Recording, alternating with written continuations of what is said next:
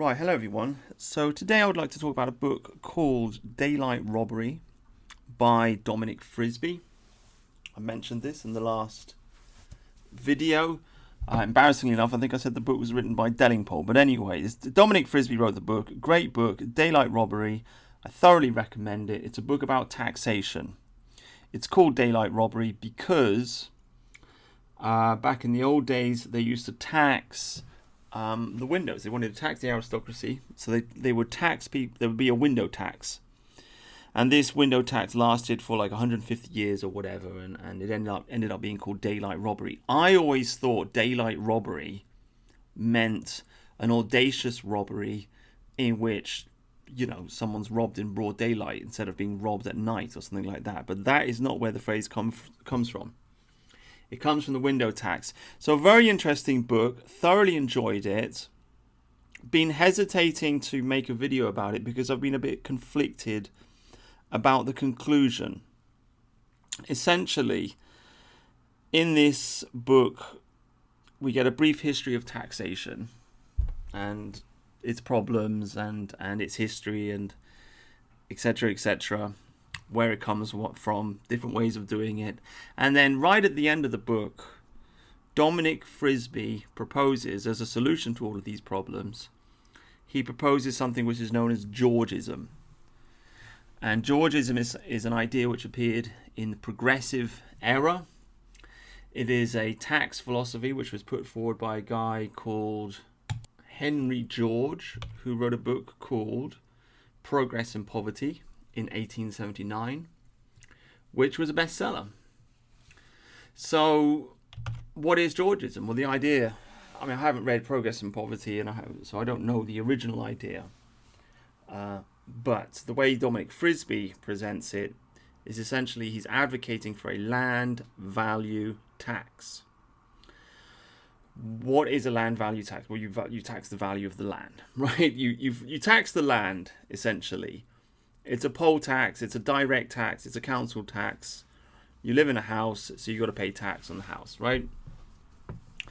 And why does Dominic Frisby advocate for this? Why did Henry George advocate for this? Well, the idea being that land is finite, and if you tax the land, then you will prevent wealthy landowners from monopolizing the land, which is a huge problem, because in this country and in many other Western countries we have lots and lots of rich people. They buy the land, they buy the property, they sit on the property. They don't do anything with the property, but the value of the property goes up, and then later on they'll sell the property. So you'll have homeless people on the streets, nowhere to live, can't afford to buy a house, but at the same time you have a whole bunch of empty houses sitting on the streets owned by rich people, and they're just waiting for the value of the land to go up, but they're not producing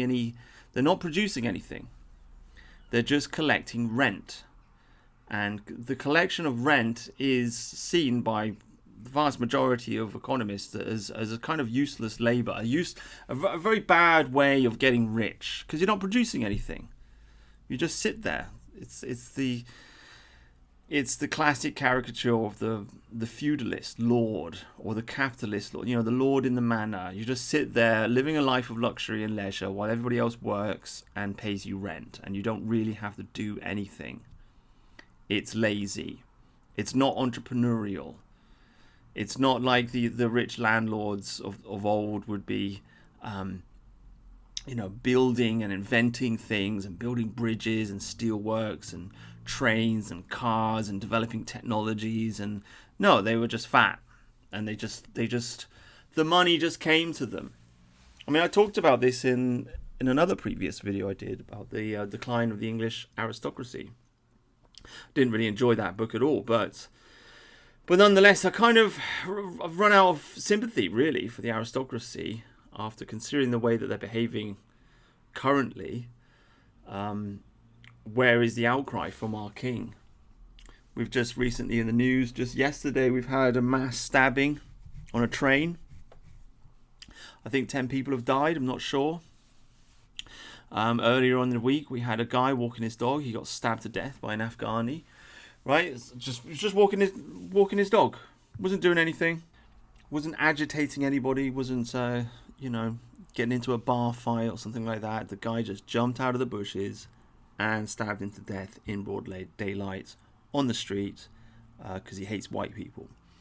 What has the king done about this? Nothing. Right? What's Prince Andrew done about this? Nothing. Right?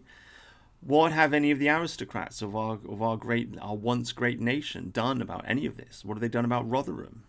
What have they done about the mass immigration and all the crime and all the decline? Nothing. And you can say, well, they don't have the power. Well, a lot of them do. I mean, one of the last remaining English billionaires in this country is a landlord. They've got estates. They send their children to Eton and Oxbridge, and they've got some money and they've got some power, and there is an old boys network. I mean, I'm sure they feel persecuted because they've been hard done by in the post-war period by the Labour Party. Okay, fine, but they still have some power. They could push back, and they don't seem to care. So I've kind of lost sympathy for the aristocracy because of this, but also because, like, if you look at the history of our aristocracy, a lot of their wealth came from enclosure. So previously in England, we had a lot of common land. A famous remainer of this would be Wimbledon Common, right? With the Wombles of Wimbledon. That's a communist storybook, legitimately written by a communist to popularize communism. I think the Wombles, they don't even get a name. They grow up without a name, and they're raised in some like communal. I'm gonna do a video on that at some point. But anyway, Wimbledon is one of the few remaining commons in England, but England used to be covered in common land, which was shared by the people. And the aristocrats in the 18th and 19th century just stole a lot of the land. They would have acts of parliament passed, and they would enclose the land, and they would throw the peasants off, and that's how they built so many of their big estates. That's why there were so few, 400 rich aristocratic families in England. In other, like in Germany, for example, they had 10 times the number of aristocrats because there was more of an equal wealth distribution. In our country, our Norman aristocrats, who've never really been English, and they conquered us 1,000 years ago. We never managed to get rid of them. They've always been a little bit snobby, and I've always defended them. I've always liked them, but they enclosed the land, and that's where their wealth came from. That is where their wealth came from, and they don't seem to care about the mass immigration today. And so I'm kind of fed up with the aristocracy, and I'm also just fed up with landlords in general. The House of Lords, I mean, what is a lord? A lord is a landlord. That's where the word landlord comes from. So the House of Lords is the House of Landlords. All of these people have got investments in real estate, and all of them are making a profit from mass immigration, from foreigners pouring into the country. Why? Because they own the land, and the value of the land goes up because there's more people living in the country, and so there's more pressure for rent and for the purchase of land. So they don't have to do anything. They don't have to produce anything. They can just sit there and invite the whole of the third world into the country and watch the value of their real estate go up, and trade off of that, and it doesn't matter to them that the country is going down the drain because they live in the Cotswolds. They live in their nice little suburb somewhere, and they avoid all the violence and the nastiness, and they don't care. So I don't have much sympathy for the aristocracy. I don't have much sympathy for the landlords in general. I also don't have much sympathy for the boomers. I mean, the boomers have the wealth.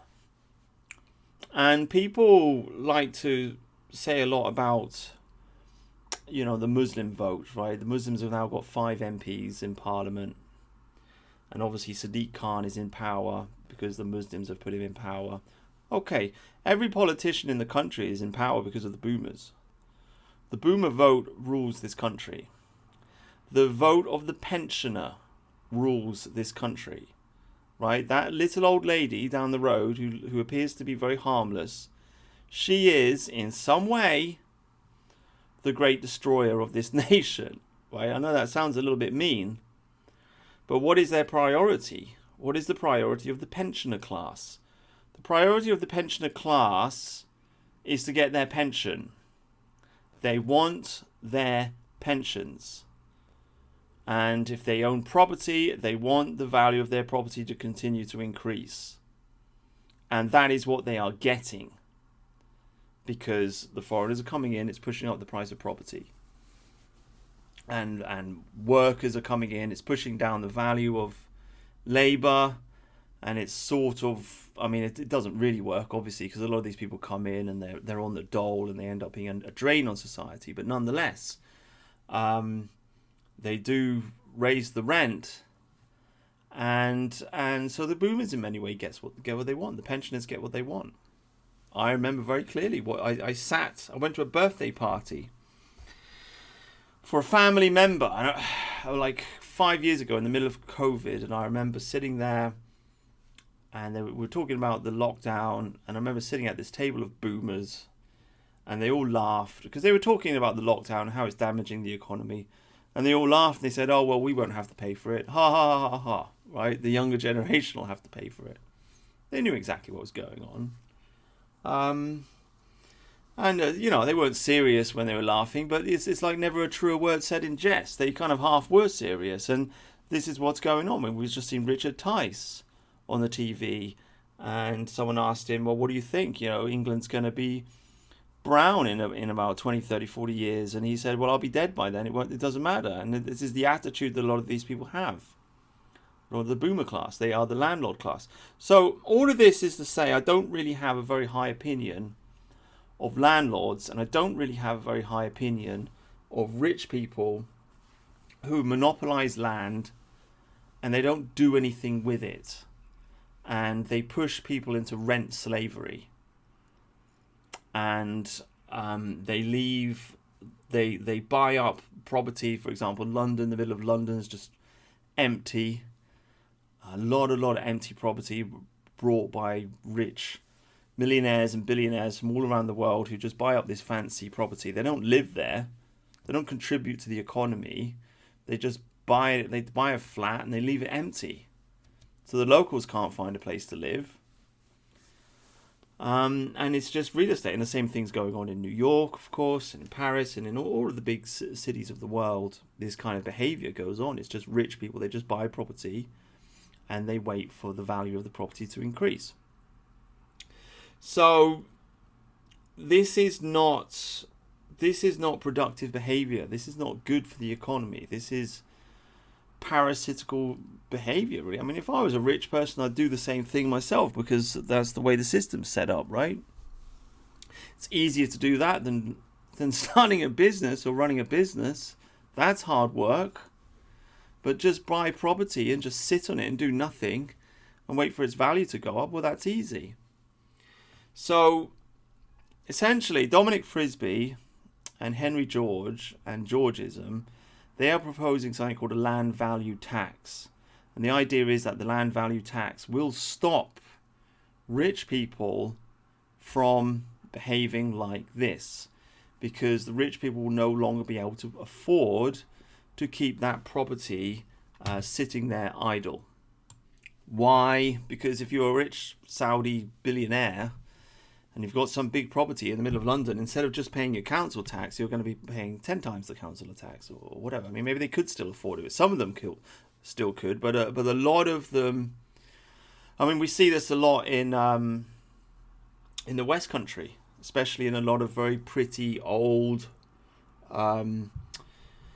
fishing villages and seaside towns. Used to be seaside resorts back in the day, all kind of falling to pieces now. But a lot of these places are very quaint and very nice and very white.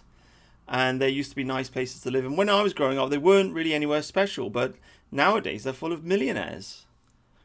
But half of the people that live there don't actually live there at all. They live in London, but they buy a second home in the West Country. And they price the locals out of the market.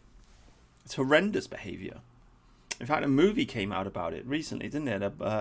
I think it was it black and white? Yeah, it was black and white, wasn't it? Set in Cornwall, and there was a fisherman, and he was getting upset because these Londoners basically just brought up his village, and they were only there in the summer, and then they just go back to London, and they gutted the town. I've seen this happen to many towns. It's atrocious behaviour.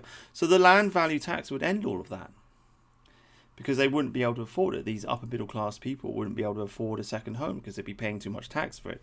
So you would force people to use the land. You would stop this behaviour of monopolization of the land. And so essentially you would pull down. You would collapse the housing market in a way. You would stop land from being overvalued, because everybody would understand that if they own this property, they're going to be paying a lot of tax on this property, so they better use it.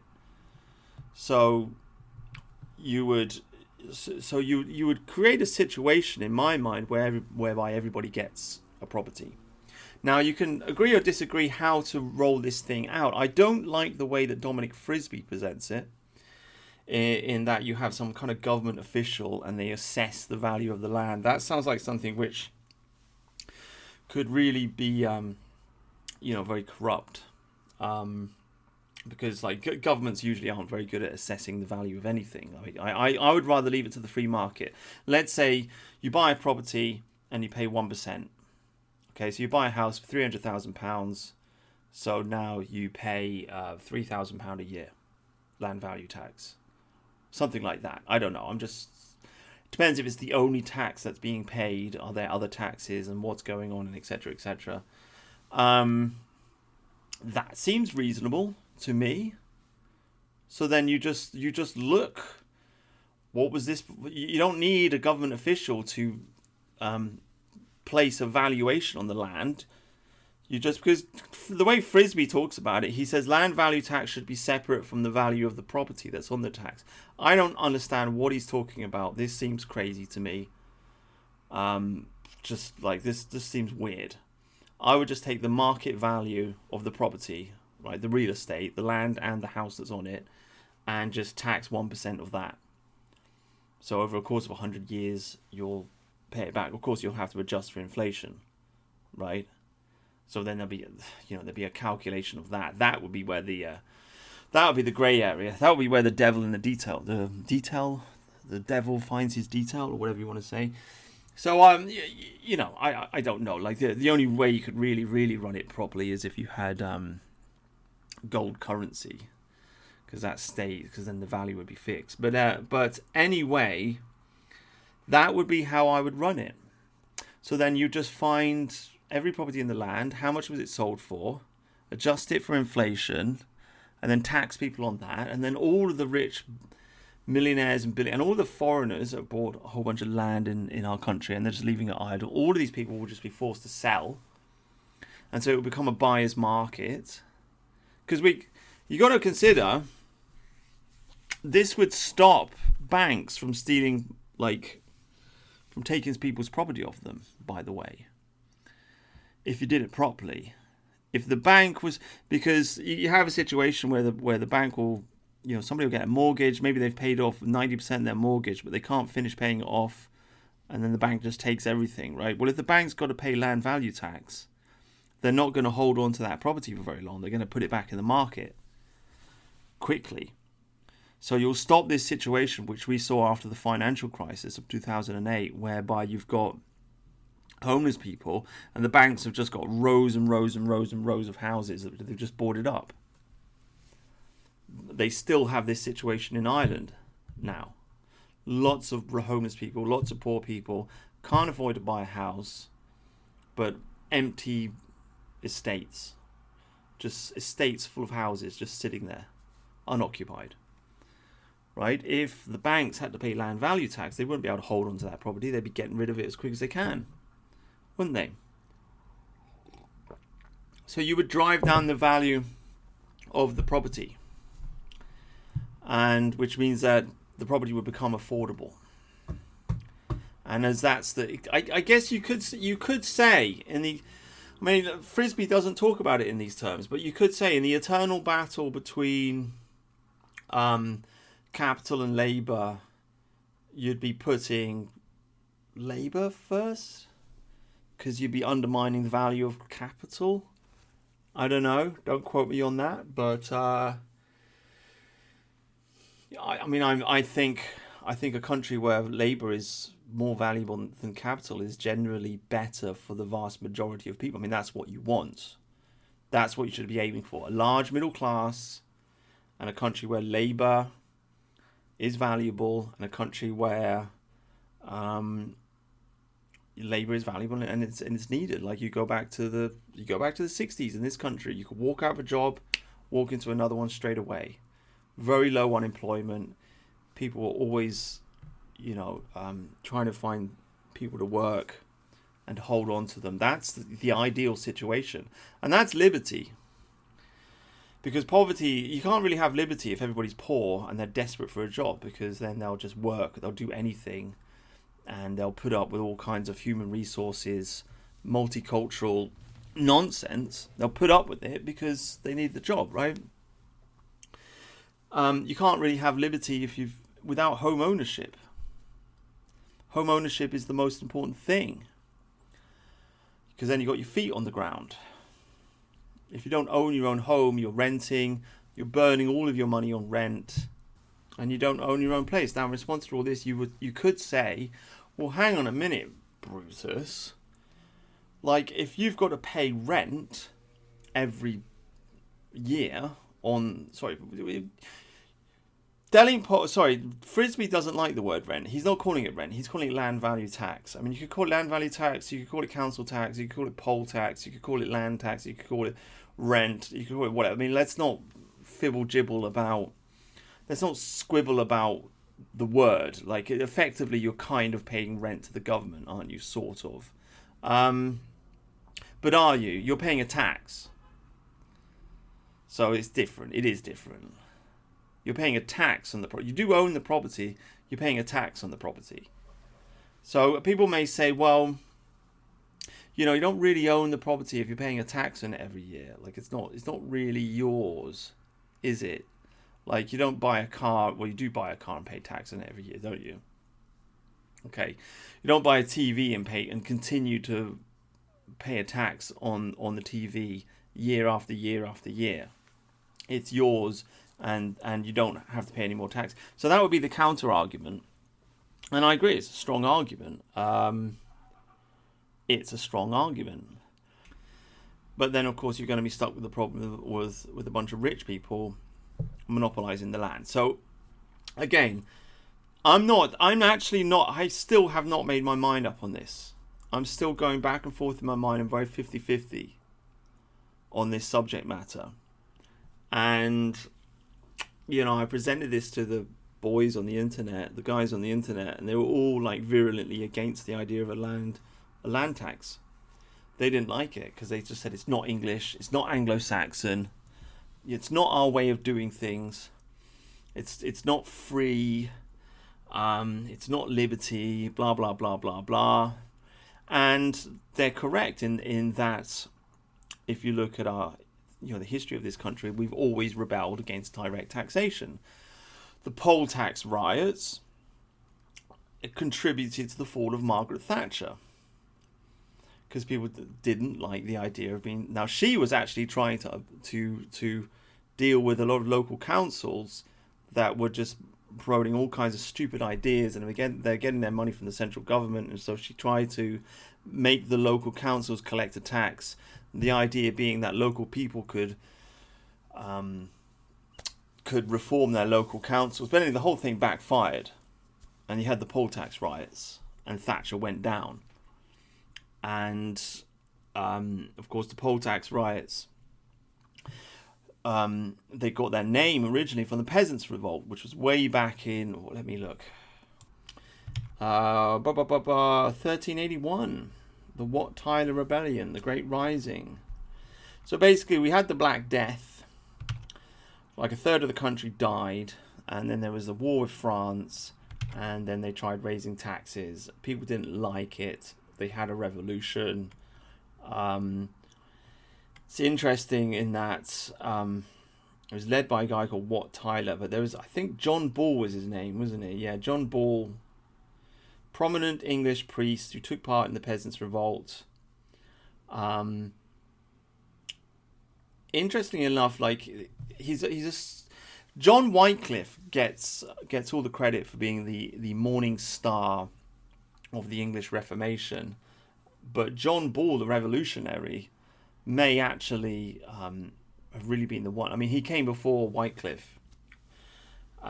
He died after the revolution was over. I don't think they killed him. Maybe someone cut his throat or something, but he died shortly after.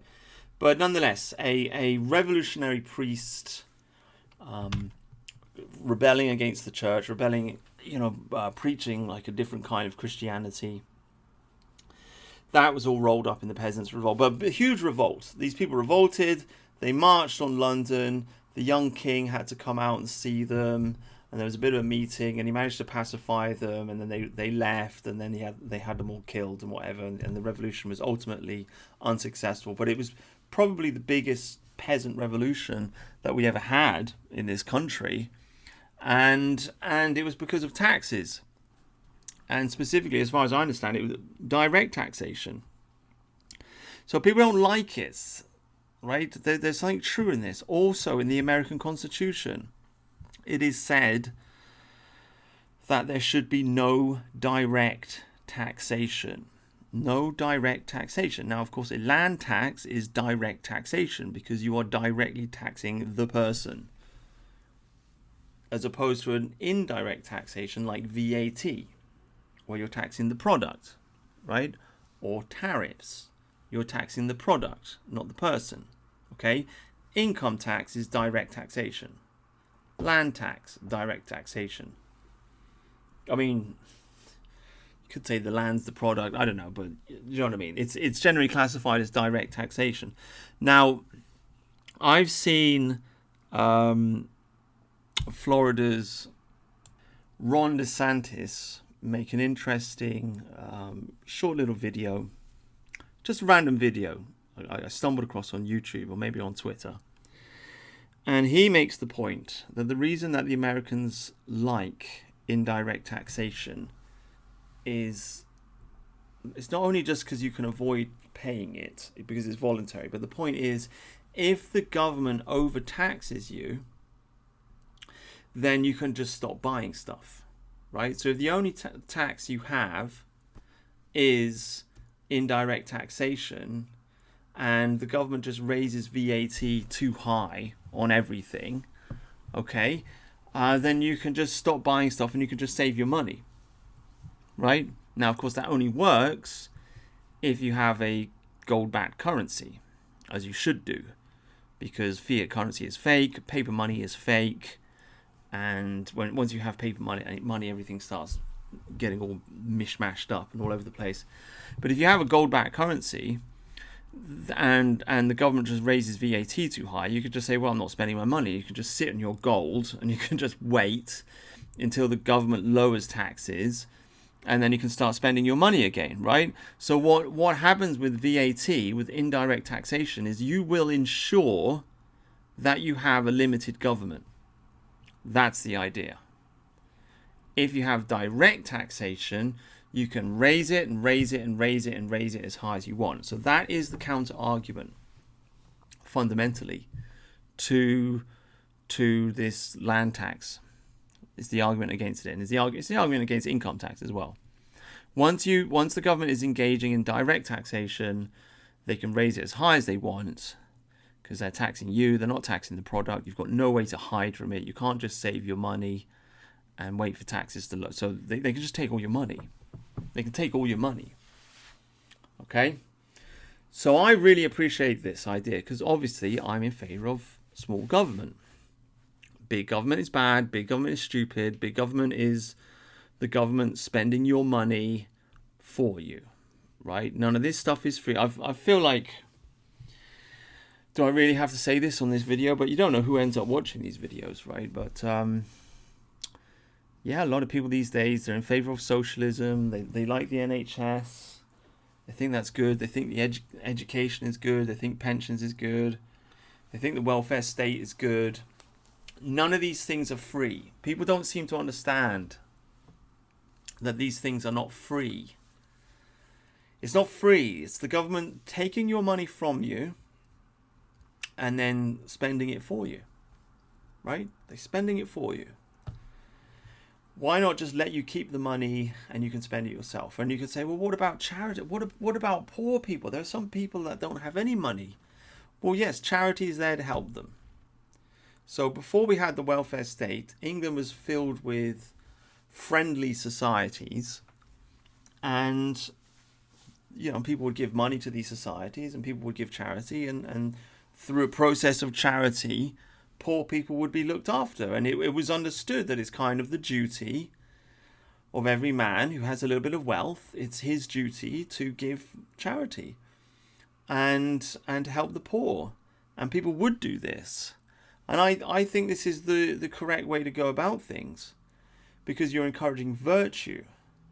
With a welfare state, you are not encouraging virtue. I've been in a job centre once and seen some guy getting really quite highly abusive and obnoxious. Where's my money? Where's my fucking money?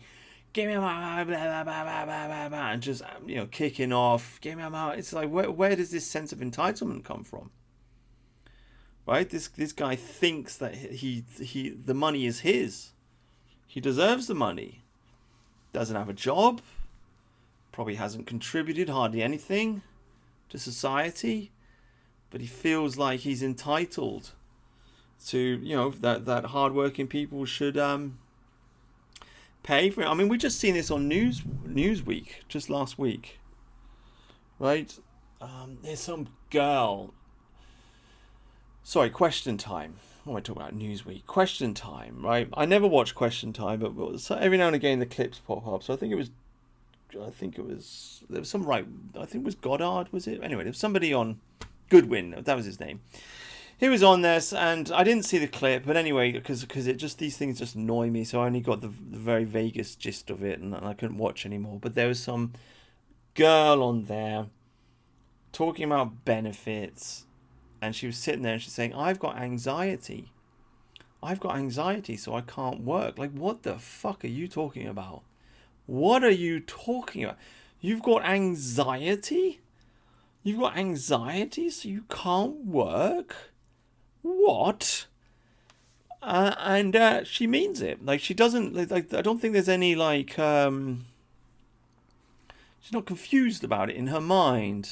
She genuinely thinks she deserves to just sit at home and do nothing and receive money from the government, right? I guess because she thinks the money's coming from the government, but the money is not coming from the government. The money's coming from me.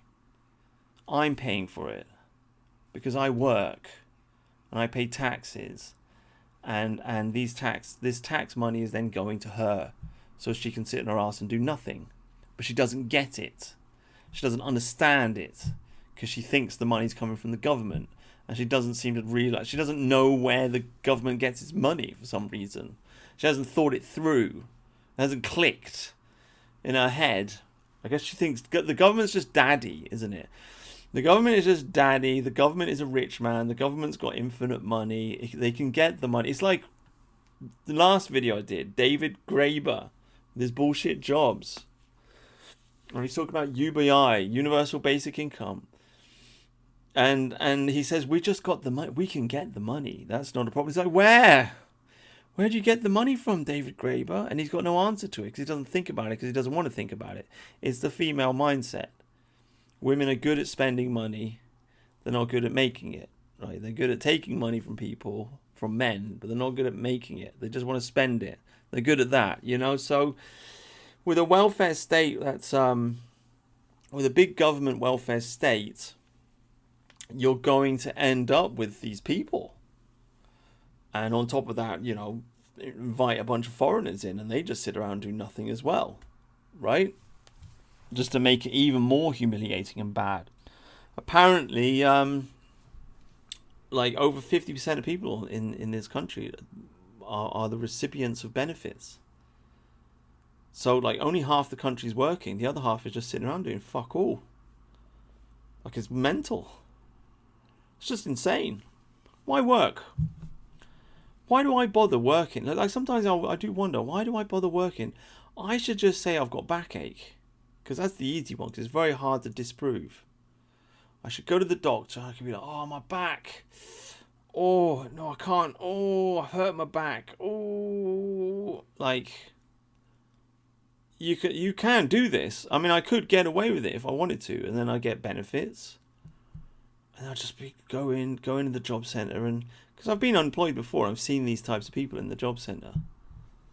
It's just like, oh yeah, oh something, oh it hurt, oh my mental health, I'm a bit, oh, and they give you money, and then you just ponce around the place doing nothing. I couldn't do it. I'd prefer to work, and I think it destroys your soul if you don't work. And I know there are some people that maybe they go on the dole. And they do it, and they try and engage in like some spiritual life or some political life, or they've got like a high-minded goal that they're trying to achieve, and that's why they're on the dole. They're just like, I want to put my energy towards this. Why should I work for a government that hates me, and etc. etc. But it never really works out. I've never seen it really work out, because if you're taking that charity, it's just going to make you weak, and it's going to make you crazy. You won't even start off crazy. You won't be crazy in the beginning. But you start taking the crazy money, you will end up crazy. That's just karma. I can't prove it through science, but I can prove it through the laws of karma, right? If you're taking charity, you're getting weaker, right? If you're giving charity, you're getting stronger. I mean, this blew up this week. I know a lot of this video is just stuff that happened this week, but whatever. I mean, this has blown up this week with the whole incident with this. I don't know the guy's flipping name, but there's some young new YouTuber, Twitter star, Zoomer, lives with his mum and dad. He had a scandal a few months ago because it turns out he's gay, or he's given up the gayness. Whatever, so a bit of a drama queen. I don't really dislike the guy. I don't want to have an internet disagreement with the guy, like, whatever, like, okay. Kind of feel sorry for him, to be honest with you. But so this thing blew up all over Twitter just yesterday, or a couple of days ago. And basically his mum's crying, and his dad's had enough, and he's storming up the stairs. And he bursts in the room. And he calls him a parasite. He says, "You're just a parasite," right? Because he doesn't like his political opinions. Okay, and the guy's living at home with mum and dad, and he's on YouTube talking about all this racist stuff. The parents don't like it, and whatever. And so they throw him out of the house. And he films the whole thing and puts it on the internet, which is stupid. You should never film these kind of family disagreements and put it on the internet, right? That's just drama queen bullshit. But regardless, there was a division in opinion, very interesting division in opinion in the comments. A lot of people were on the young man's side, a lot of people were on the father's side. And a lot of people that were on the father's side were on his side, even though they disagreed with his political opinions. And that I'm one of them. I don't agree with the father's political opinions. He's obviously just some boomer who's like, I'm not a racist, this kind of nonsense. So I don't agree with the father's political opinions, but I absolutely sympathise when he calls his son a parasite. Because it's like, mate, you got to get a job. You can't just live with mummy and daddy. You got to pay rent. You got to get a job. You got to make your own way in life.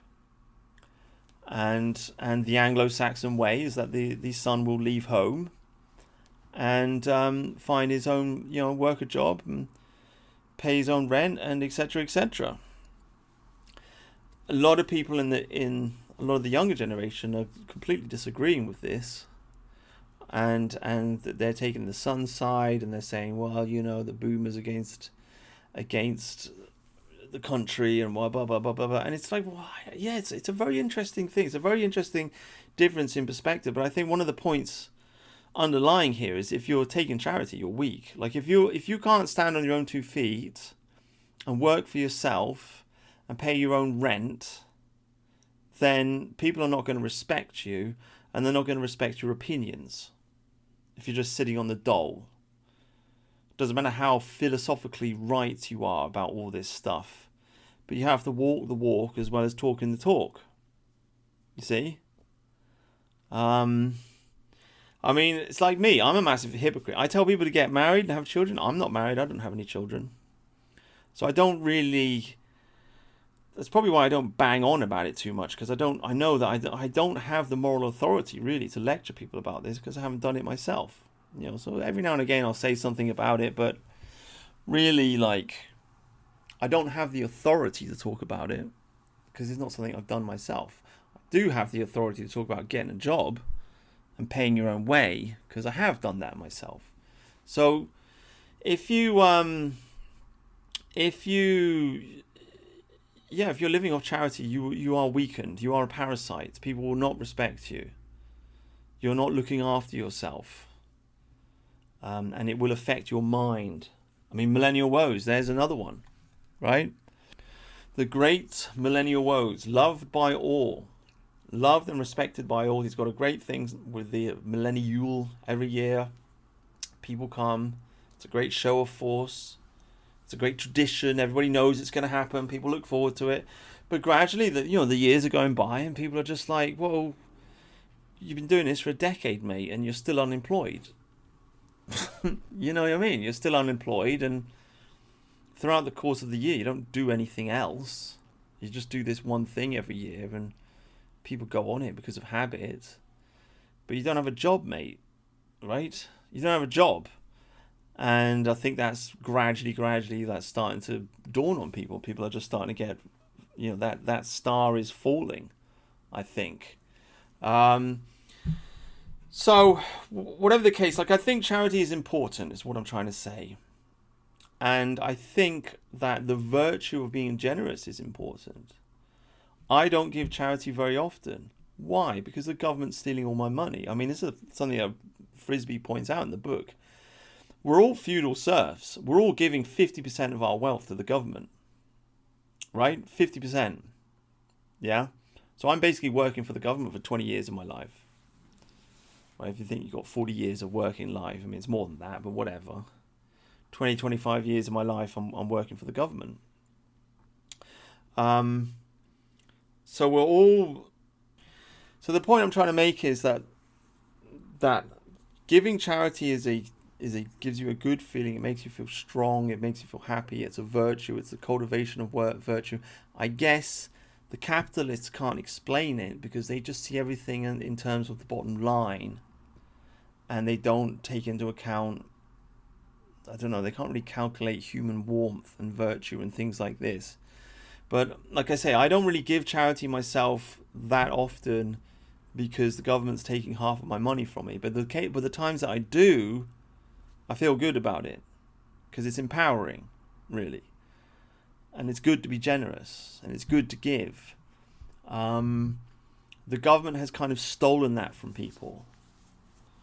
It's stolen that ability to give charity. I mean, you can still give charity, but why would you bother if the government's stealing half your money?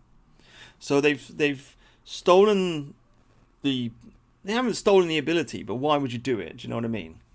They've kind of undermined the charitable giving kind of virtue of the people, and they've created a whole line of people who are just whole group of people who are just entitled and selfish and greedy and parasitical.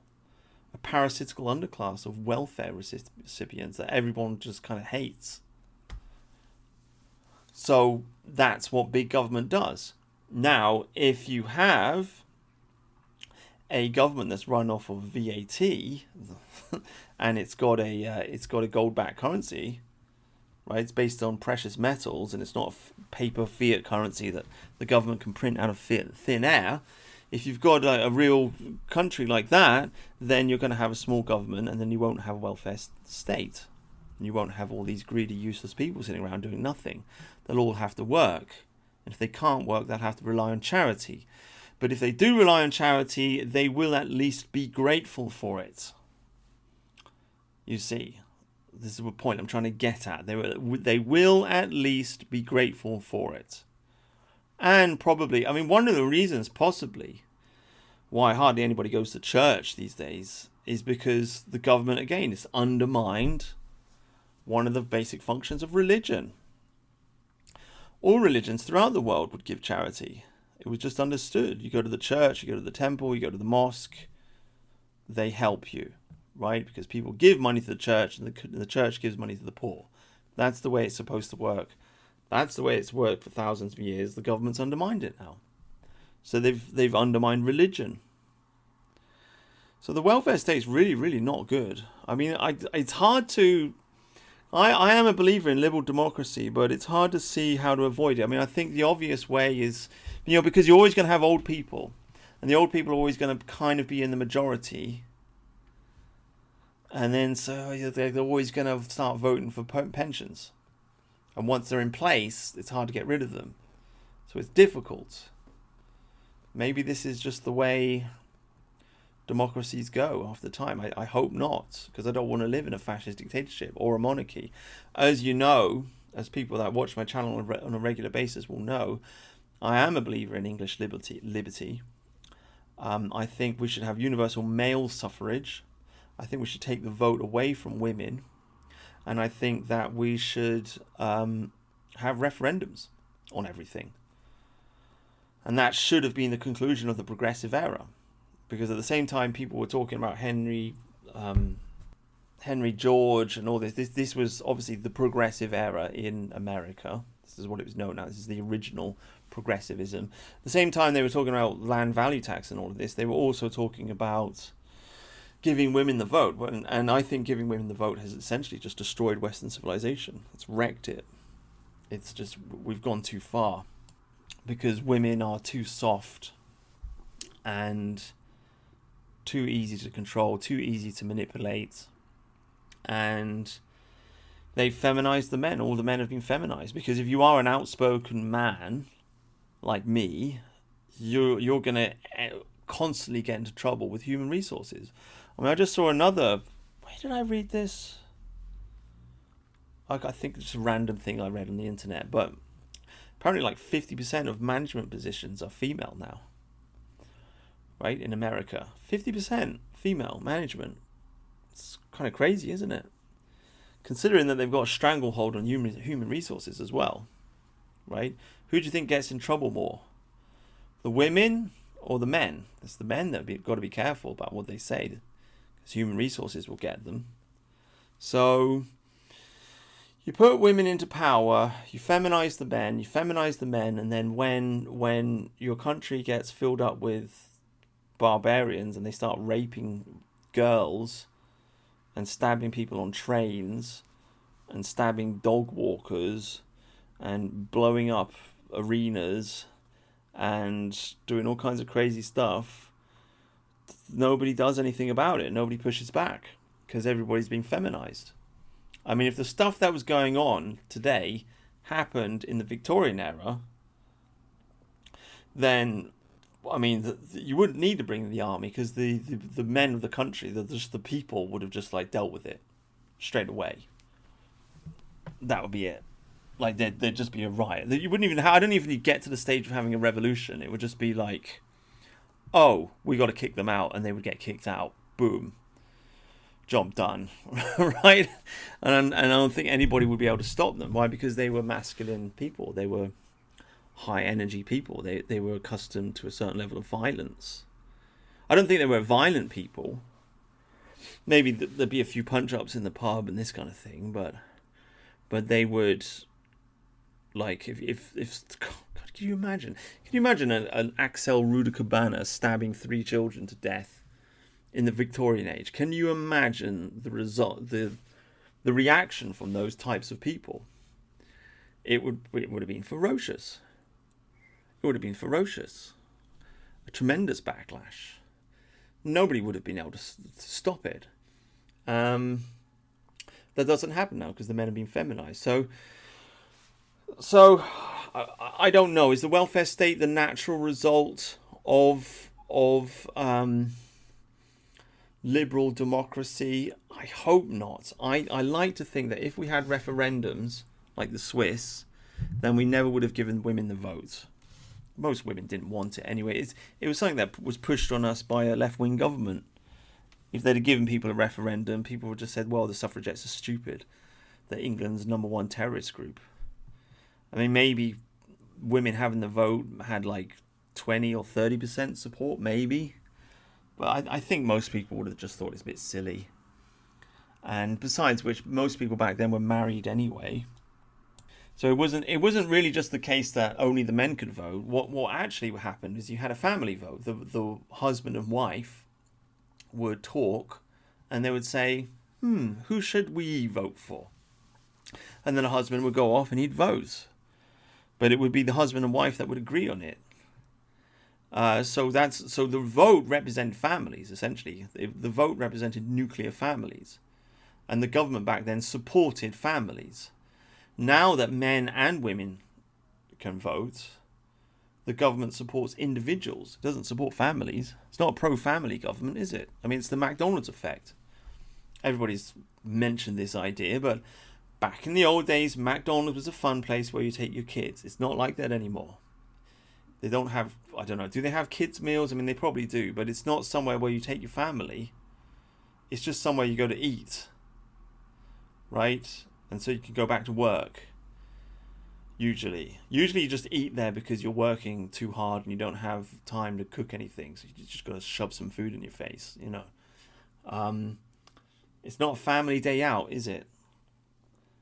Our culture is not built around families anymore. It's built around individual workers.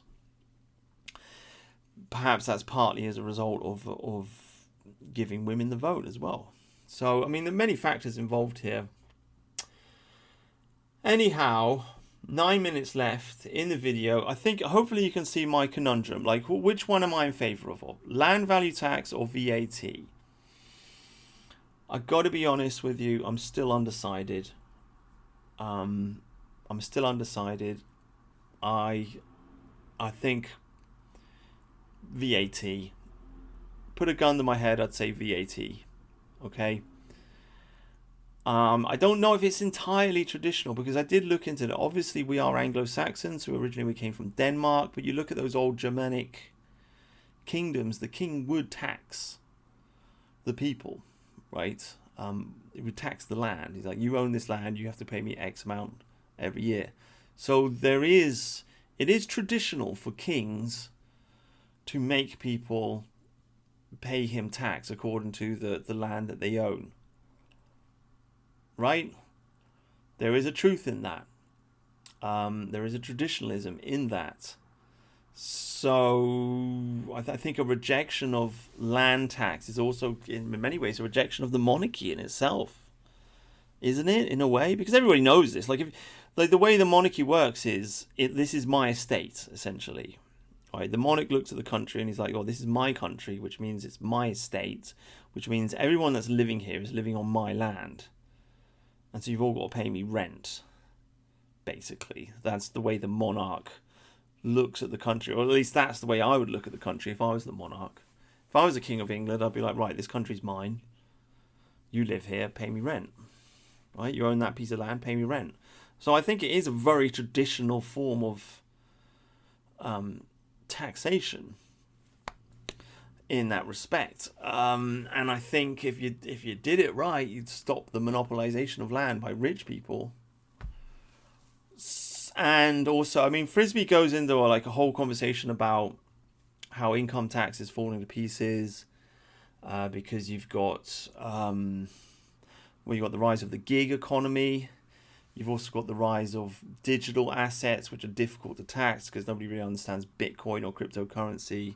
You've got the rise of digital nomads who are just kind of moving around the world and avoiding taxation. You've also got, so he's saying income tax, even though it has been very easy to tax for a long time, now it's not so easy.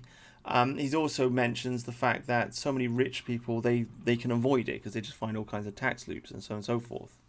All kinds of ways to avoid your corporate tax, your income tax, your business tax, your etc., etc., etc. This whole expanded, tax. He makes a very good point about the tax code in our country is like 1 million pages long, whereas the tax code in Hong Kong is 250 pages long.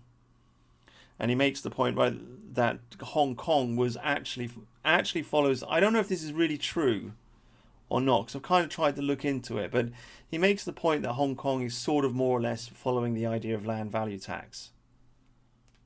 But I lived in Hong Kong for a while. I know there's a lot of greedy landlords in there that, so I don't know. But he makes the point that's why Hong Kong was so successful, and he says a lot of these policies were copied by Japan and Korea, Singapore, etc., etc. That's kind of one of the justifications he uses. I guess he's I don't know.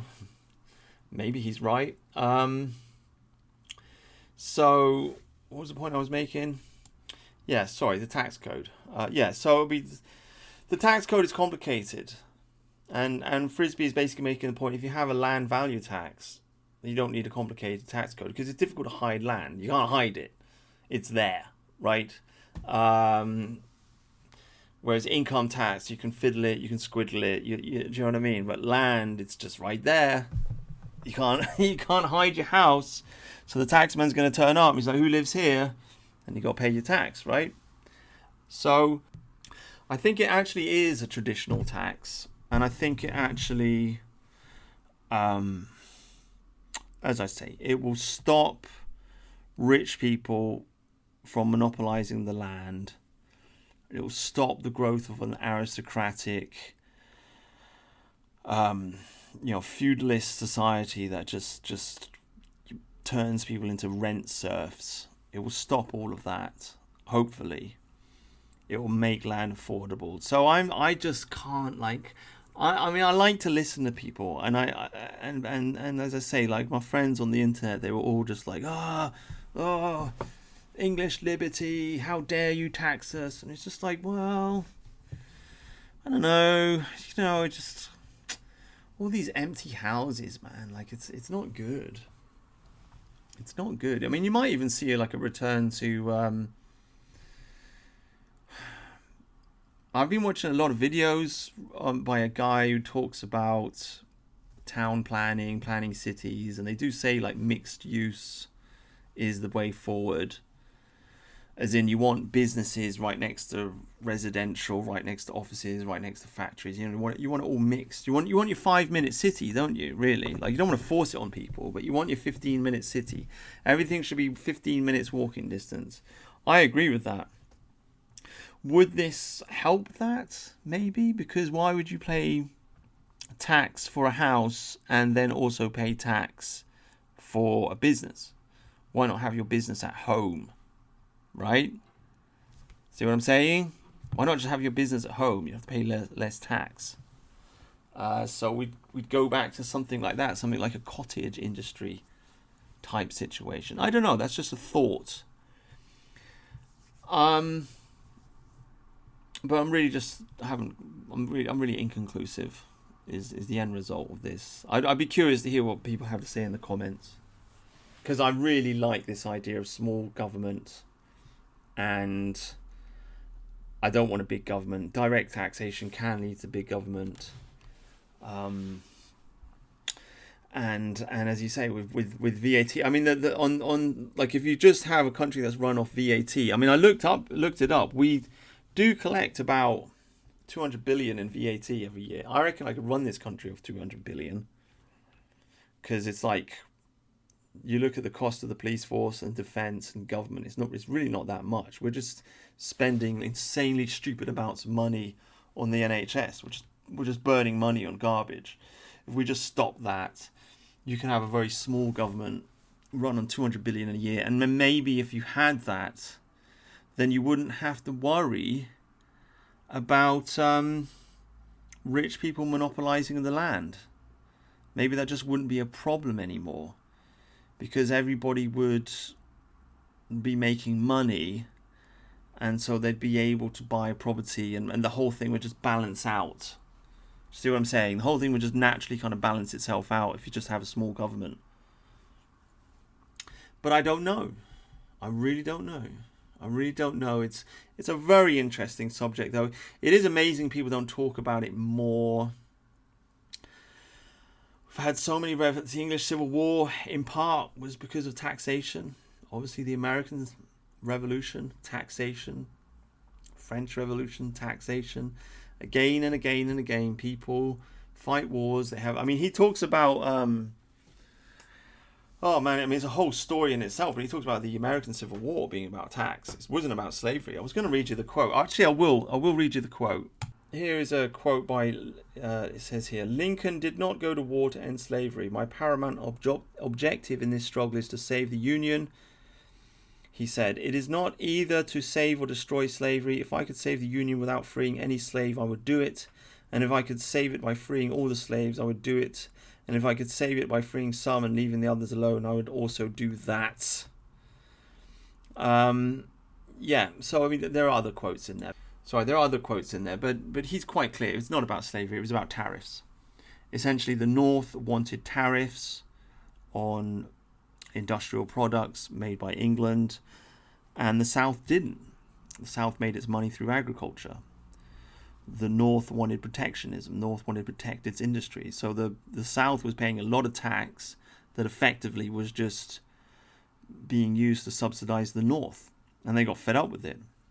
But they couldn't do anything about it because the North and the West teamed up against the South, right? So they were outvoted, basically, and forced into a kind of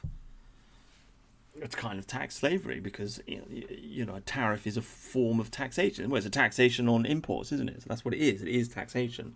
So it was a tax war. That's what the Civil War was about. It wasn't about slavery at all. So I think people should understand this. Too many taxes. People go on and on and on about the economy. It's just nonsense. The economy is just a word. What does that mean? Like talk about taxes. Don't talk about the economy. Talk about taxes.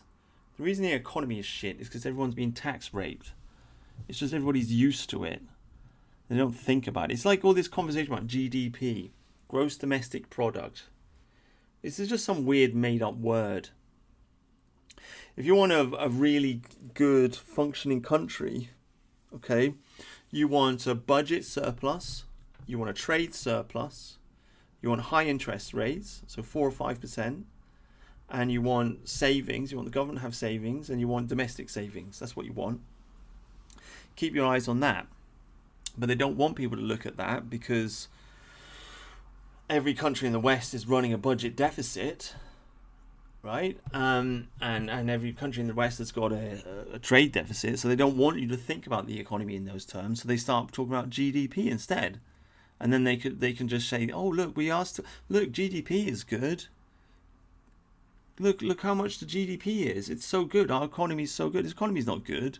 You're just printing money to inflate the American stock market. It's not connected to reality. It's a giant bubble. The economy's shit. It's all fake. It's all gay. But they get away with it because they're blabbing on about GDP all the time.